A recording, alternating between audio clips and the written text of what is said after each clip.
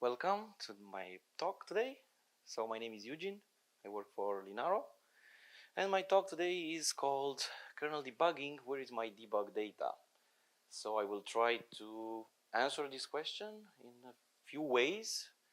Some of them are better, some are not. So it's like a walkthrough to this answer to this question, and we will see where that could lead and what can we improve.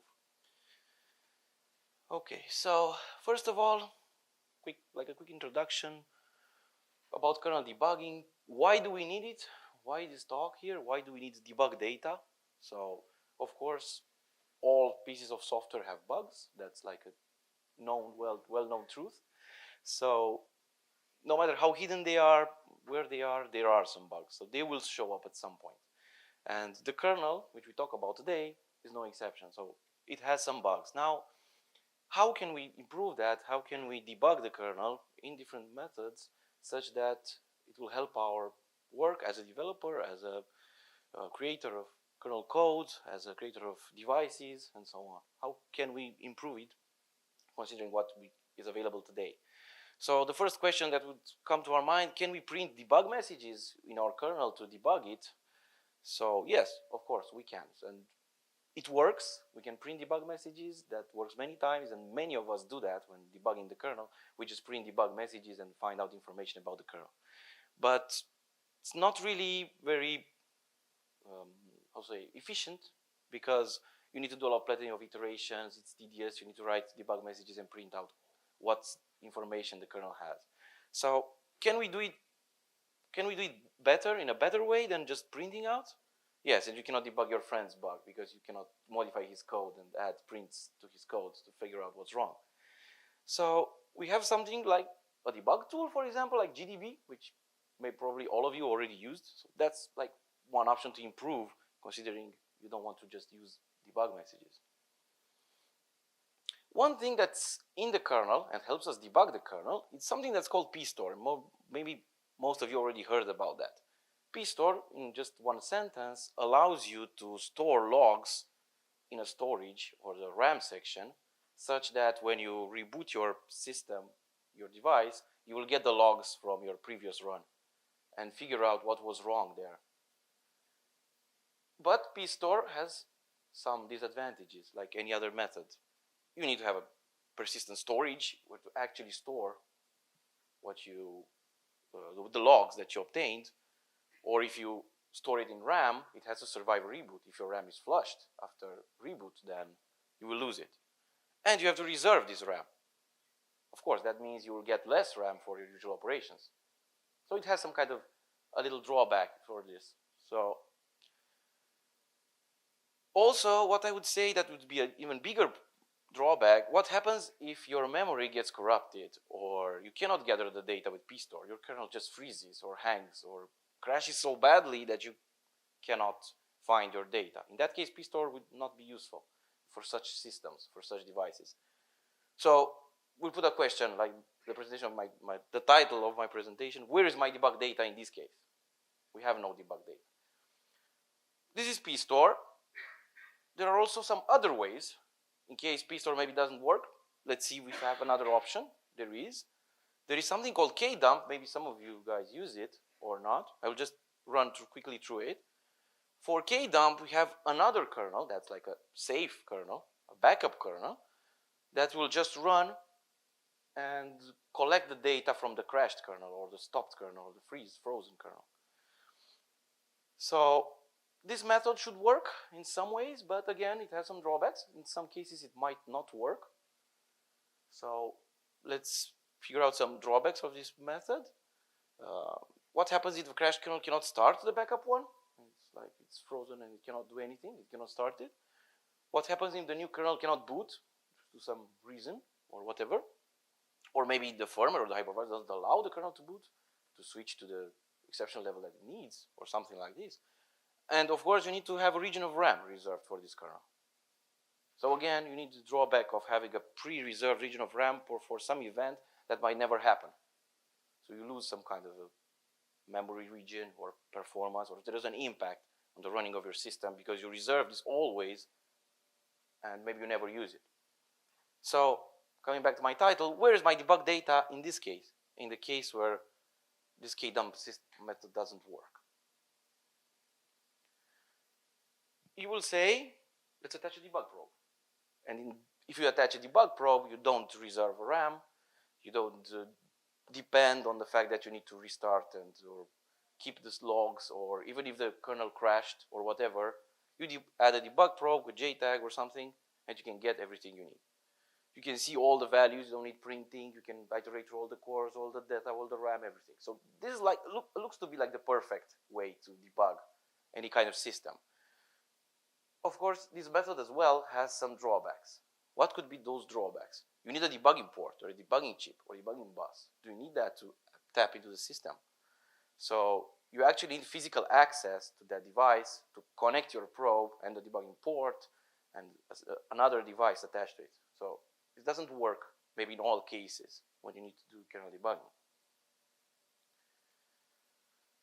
So I would ask, what happens in production? Because all these methods apparently work when you have your board on your desk or in some lab or some easily accessible place. But what happens in production if your board or device is at the customer site or it's somewhere very remotely, the peak of a mountain or something?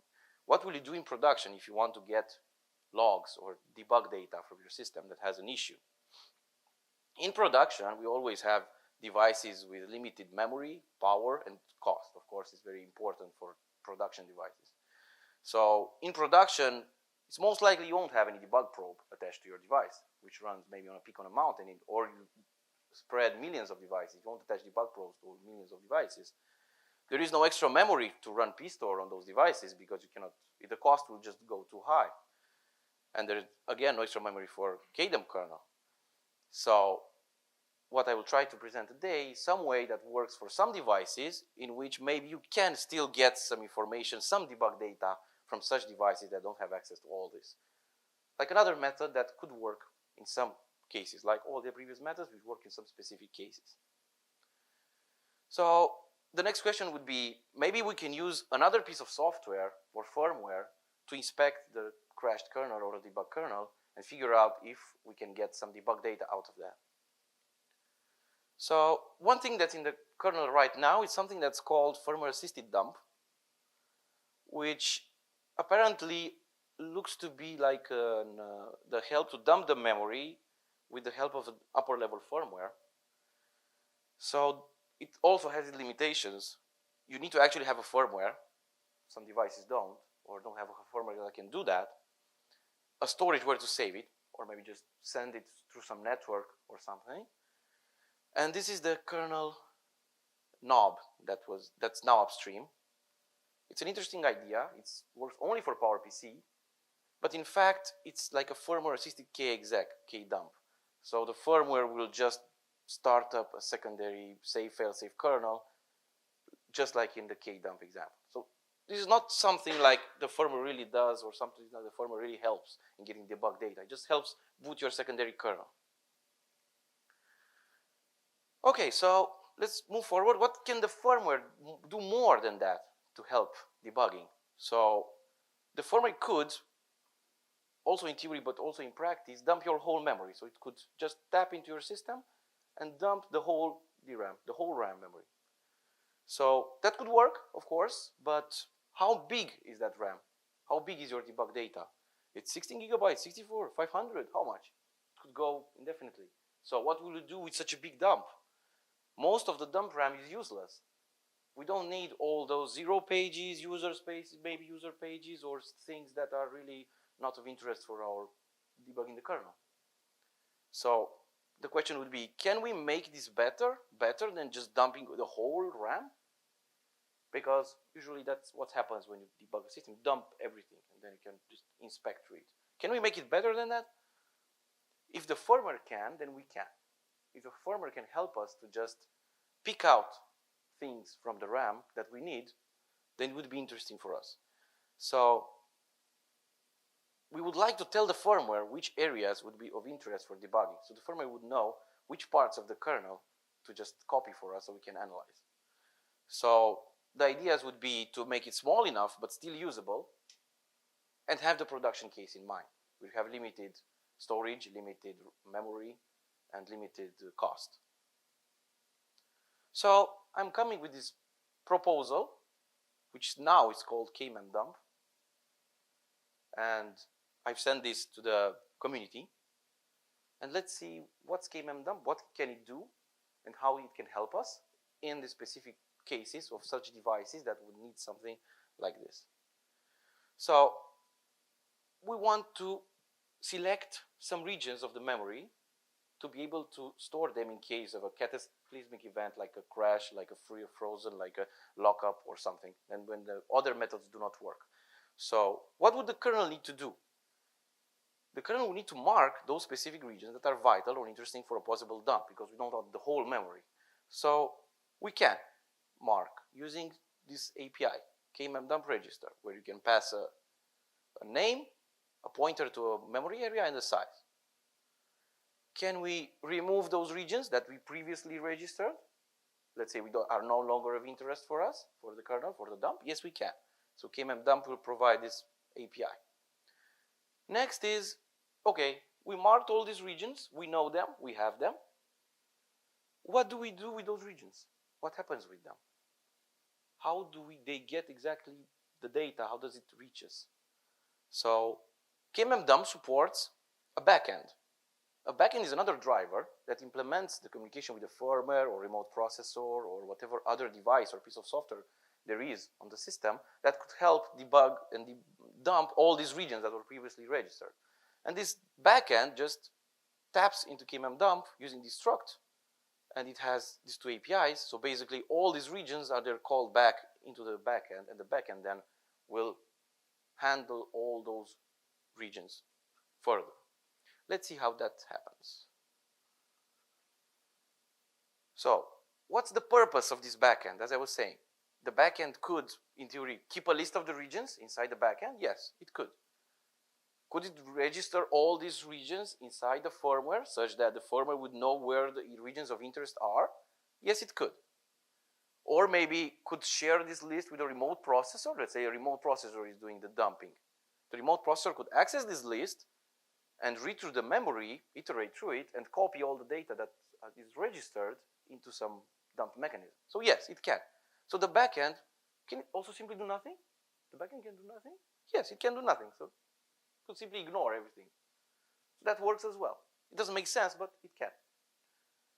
So the backend is free to do whatever the backend wants, depending on the implementation of the hardware and the firmware, to do with all these regions that were marked previously. We have the regions, we have the backend, we have the piece of information that we need. Now, do we dump all these regions from the kernel? And what do we do with them? How do we use them? How do we debug them? Do we just dump them in a random order? Do we put them in some files and then forget about it? How do we debug them? How do we know which region corresponds to which memory and so on? So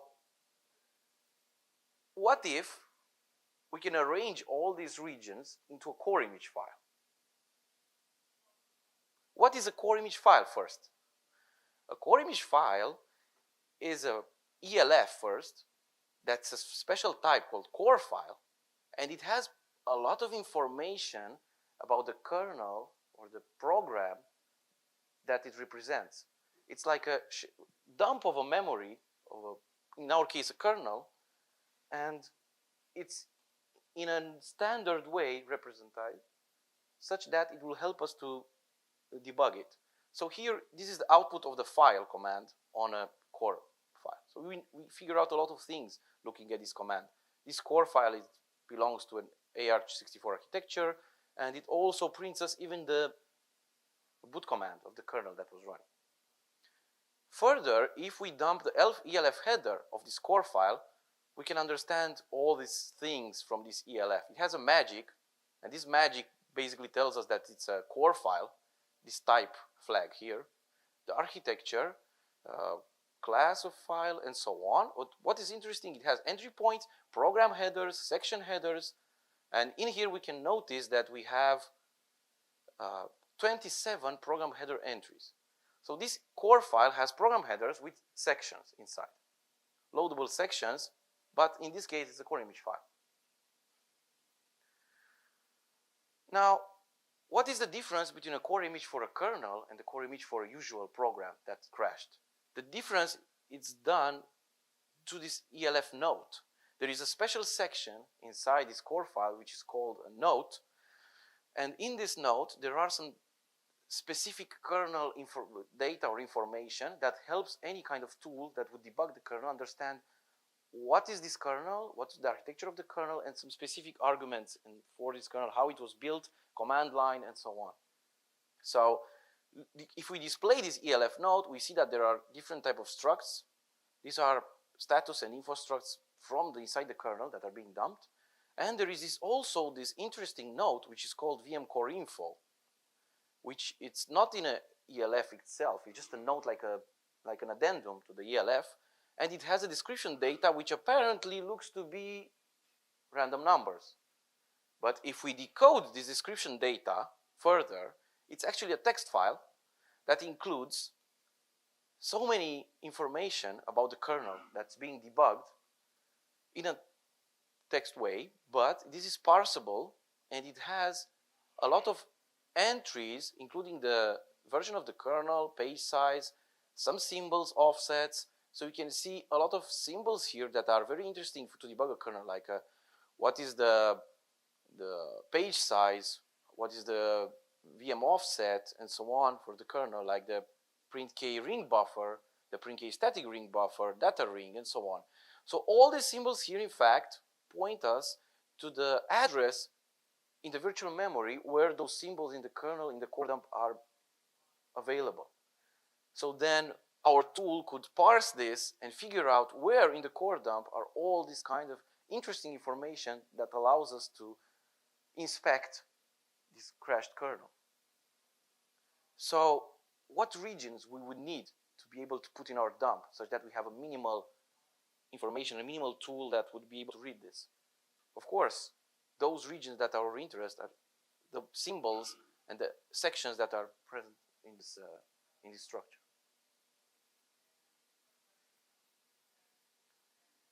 So this is what I call the KMM dump core image. So in KMM dump, can we have a region dedicated with an ELF header generated in our code in the kernel? Yes, we can. Can we have another region that will dump this VM core info that's needed for us to create that core image? Yes, we can. Can we put all together, all these regions together in a single file and this file will become the core image? We can. You will ask, what about symbols? Do we have the symbols available? In our core image, they are not, but we do have the VM Linux file when we built our kernel, which has all the kind of structured symbols information that we need. What happens with the memory regions that we actually need, the actual data from the crashed kernel? We create ELF program headers with all the sections that were marked. And this is how it looks like. If you do an ELF inspection, you read ELF, it will have the node section that's of interest for the kernel, and then program headers, load sections, with every virtual address, corresponding physical address, and the size. So in here, I'm saving some pointers, which are 8 bytes, some whole pages, which are like 4K, or some structs, which are of interest for the kernel. So this is like a very small core dump with only sections relevant with the symbols and not a full kernel dump. So is this all the debug data that I need? All those regions are enough and the VM core info is enough and the structures are enough? The answer is no. Is there more data required to be able to debug this core image? Yes. So the debug tools would need to know some more Linux information, like the Linux version, some variables like GIFs, like the numbers of CPUs which are in the system. So we need more debug data to be able to load this into GDB or tools. Can we add all this debug data to our core image? Yes. Do we now have all that we need? The answer is yes. So now that we have everything, what do we do with this? Let me show you an exact demonstration of how this works. So, sorry. I have here a running board system, and I loaded the kmdump driver and the backend. Here it was, you see this on the left screen side. So the backend was loaded successfully. And let's, for example, try to print something.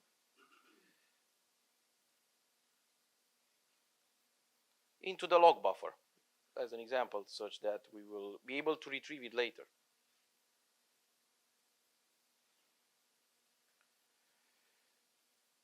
Okay, I guess that's, if we check it, it should be there. Sorry to type with one hand because I need to hold this mic. Yeah, so in the message there is this thing that was written. And now the kmdump is registered, all the regions are registered. It's waiting for some cataclysmic event. So let's do that. I will just crash this using a simple proc sysrq crash.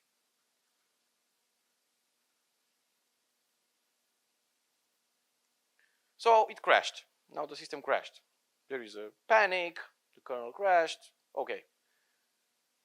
The kernel cannot revive by its own.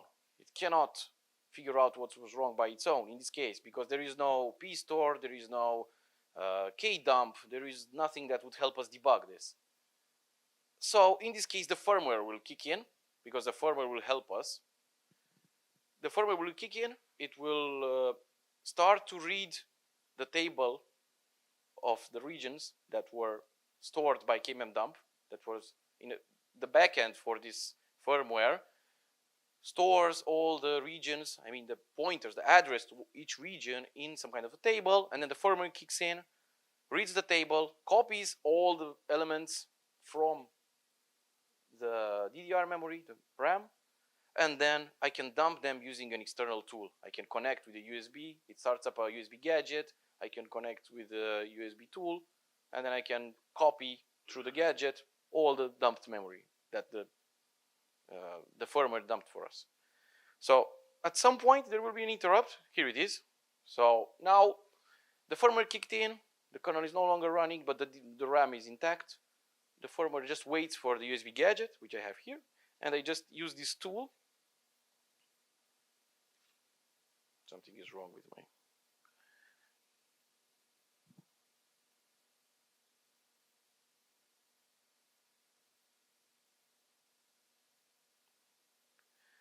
We need to basically figure out how to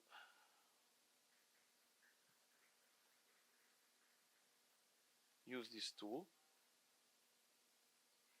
Okay. So this tool called EDL. EDL will just connect, discuss with the firmware, and download all the data. Now our board just rebooted. The firmware rebooted it. But this tool just copied all these RAM sections communicating with the firmware. So it created a lot of files for each section in kmdump. It just copied the files using the firmware. So there are like 25, 30 files, sections. And there is one section for the ELF header, one section for the VM core info, and more sections for variables of interest or sections from the kernel. And as I said in the slides, if we just concatenate all these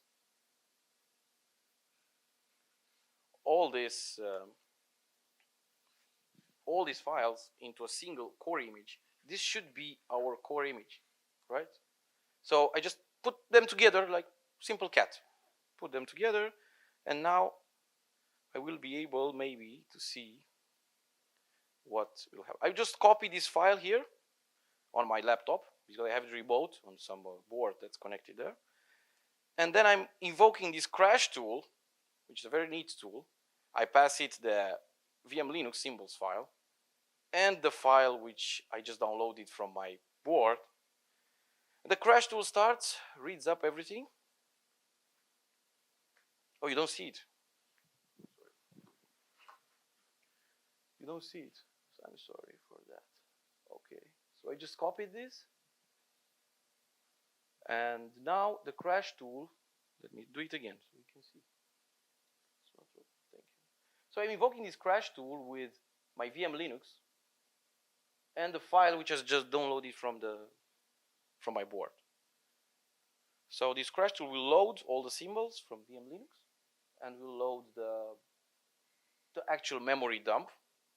Of course, some of the variables are not available because this is not a full dump. It has only specific sections that we actually need. But this crash tool has enough information to figure out what is the uptime of the board, of the time of the crash, what is the release of the kernel, what is the architecture, how many CPUs are there available on our system. And more than that, it can read the log buffer for the crashed kernel. And this log buffer is dumped using kmemdump in a specific region. So if we just use this command called log, then you will actually see the whole log buffer of the system that crashed, see, including our printed message into the log buffer that we did before the crash. So this crash tool is like a GDB front end, and you can use a lot of GDB commands like print variables, print structures, print information, or stuff like that. Some of the things, for example, like this one, is taken from the symbols file, VM Linux. But all the actual values of the variables can be retrieved from the actual core image that was dumped. And the core image in this case, which I called it this random name, it's just like 800 kilobytes. So it's a really small dump. And the good part is that all these open source tools can be used to parse this and to use this. Thank you. So in this slide, I just show exactly what I did just live for you. It's an example that's older with exact type of output from the crash tool. You can use this to debug this small little core image dump. Okay. So I will jump to these conclusions. kmemdump is a way to do kernel debugging. Works when some other means maybe do not. And it's, of course, not a perfect solution. It does not fit all use cases. That's not the purpose, to merge all the debugging tools of the world. No. It's just a way that it helps in some specific cases when you have help from the firmware, let's say. I will give you just an example of when kmemdump doesn't work. If you have a huge number of kmalloc structs, like 1,000 of kmalloc structs, you will need to create 1,000 regions, or thousands of regions, or tens of thousands of regions. And in that case, it's not really feasible to create such a bigger granularity. But if you merge all this into a bigger region, then it might work. So why kmemdump? If the hardware evolves, so is the kernel, right? The kernel cannot stay behind the hardware. If there are devices which have the firmware that can do this, why not use it? Why have the kernel agnostic to it, or the kernel should not care? The kernel should care because this is hardware and the kernel should support it. kmemdump does not bring overhead.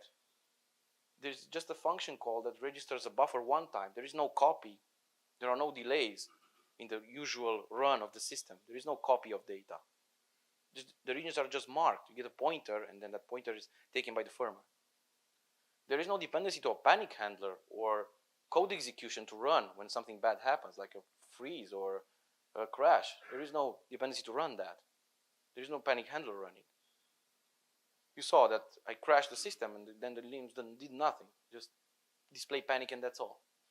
So it works in some cases when other means do not, like very bad corruption, deadlock, freeze, or the kernel is unusable. So our data is marked before anything bad actually happens.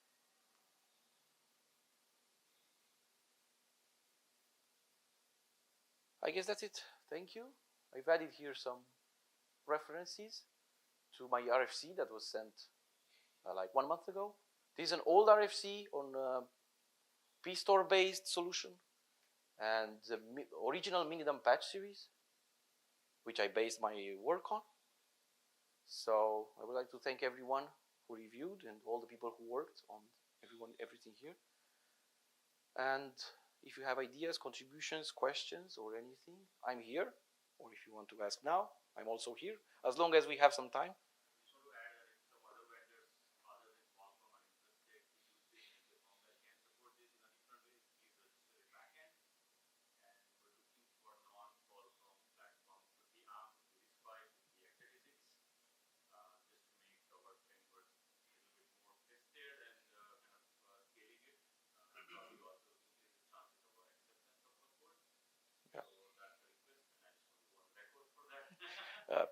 don't know if you need a mic or to. You should be okay. Yeah. Okay.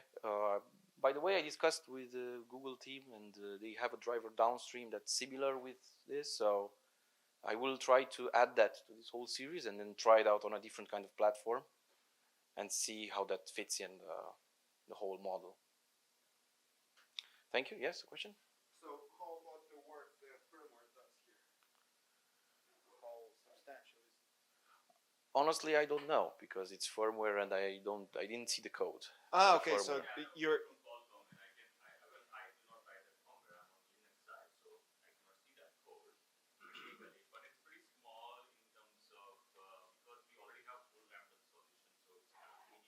mm,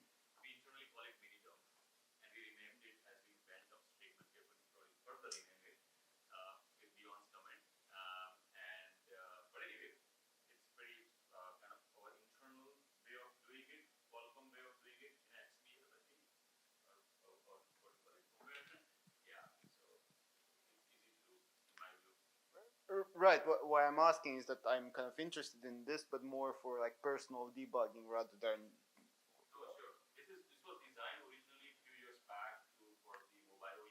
Mm.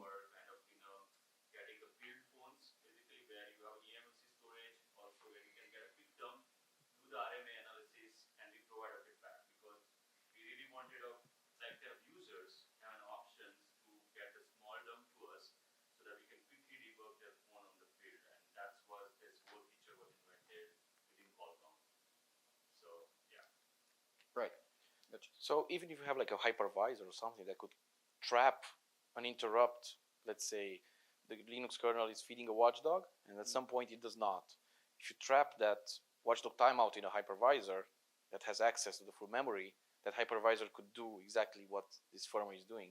Read a table of contents in some kind of a shared memory or something, which could place, and then it would just copy all the memory sections that are registered and be able to provide all this dump.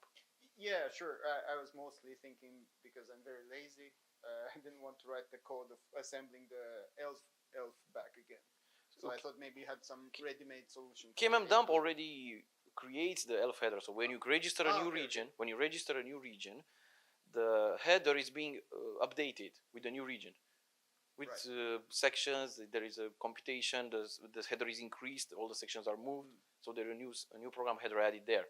So the ELF header is a separate section, but it includes all the information. You don't need to do anything about it. Right. So the elf is built inside the KMM dump, not in the firmware. Yes, it's in the KMM dump. Yes. The firmware just reads the start of address of a region and the size and copies it from RAM to, in this case, this USB gadget. Right. But KMM dump does all the ELF thing, and for the firmware, the ELF header is just another region. Yeah. Gotcha.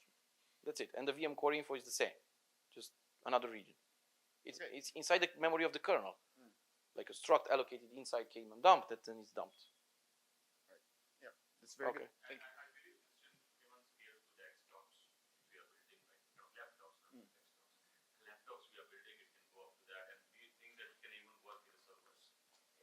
This is kind of my thing, but it's like a very hostile debugging environment. So it's like a board somewhere that you can barely access this. So having some memory.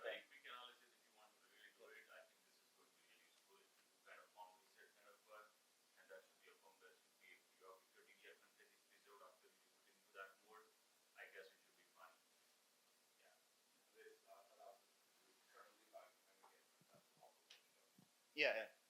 This is kind of my setup. Yeah.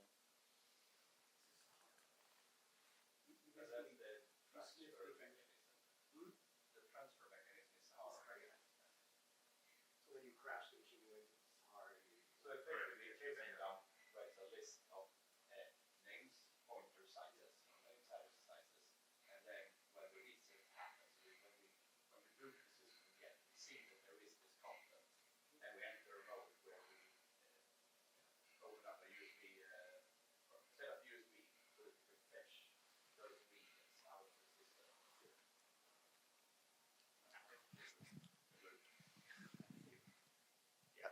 I've been using the Sahara dumps for so long. I have PTSD of Sahara. But but it's very useful. It is very useful. I work in Microsoft in the Windows kernel, and having access to the dumps when the storage stopped working. It couldn't save the crash dump, and Qualcomm developed a bug check plugin for Windows. I believe it probably does exactly the same thing. In the process of bug check, saves the header into memory. I use the tool to pull out all the memory through the Sahara protocol, and I assemble everything into a dump, and I open it as if it was a crash dump. It's super useful. Yeah, that's exactly what this is doing. This is more of a field devices, I believe, where I was saying we had a lot of issues in mostly I think China region, I believe, where there were like so many phones, and we really wanted to RMA when it happens, and we want to get the logs, very quick logs. We started with the 4 GB RAM, and then we went quickly to 12 GB and then 16 GB. We cannot store all of that into the the storage medium on the phone, right? So we do not want them to send a full RMA device back to us and just get a quick logs, like how the applications ask you to send logs back to their authors, right? Like a browsers. So similar to that, but in a different way, kind of low level analysis. And we would like to see useful in server too, but I don't know how server people do debugging. I never worked on servers, so but that's one use case I do not know. So, but one day we want to make it work on server too. Have that use case where the machine suddenly restarts. Yeah. Where you cannot use, say, the internal debugging mechanisms. Then this is super useful. Yeah, because they will have a terabytes of memory. I think I don't know how the people debug because yeah. Okay. Right. Thank you. All right. Thank you, Eugene. Thank you. Thank you. You have a question?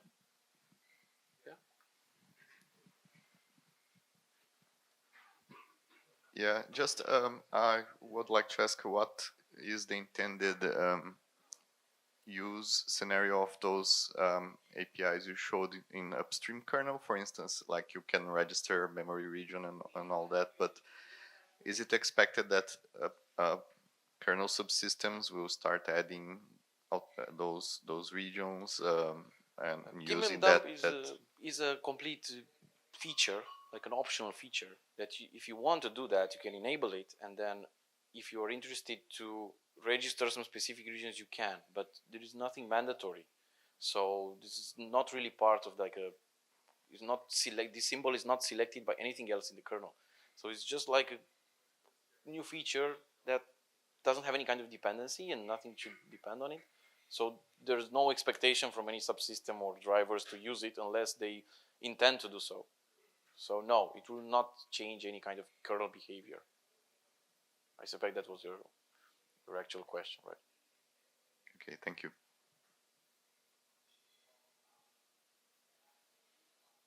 All right, I think we are over time already. So thank you.